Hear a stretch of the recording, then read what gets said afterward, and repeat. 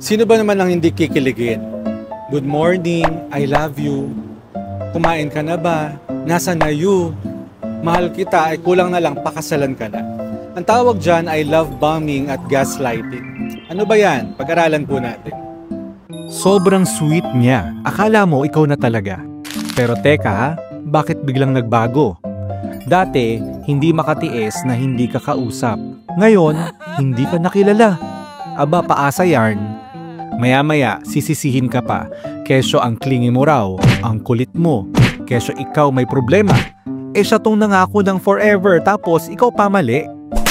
Ayon sa psychology, ito ang tinatawag na love bombing at gaslighting. Studies show na ang mga ganitong klase ng manipulation ay nagdudulot ng anxiety, depression at low self-esteem.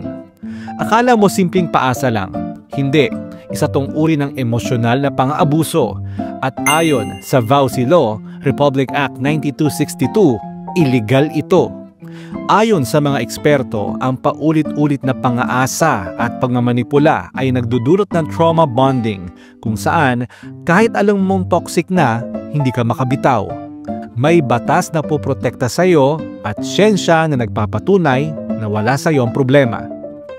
Kaya tandaan mo, kung niloloko ka, pinapaasa o ginugulo ang isipan mo, hindi ikaw ang may mali at may laban ka. Sana po may natutuhan kayo at laging tatandaan, mapalad po ang tao na nakakasumpo ng karunungan at ang tao na nagtatamo ng kaunawaan.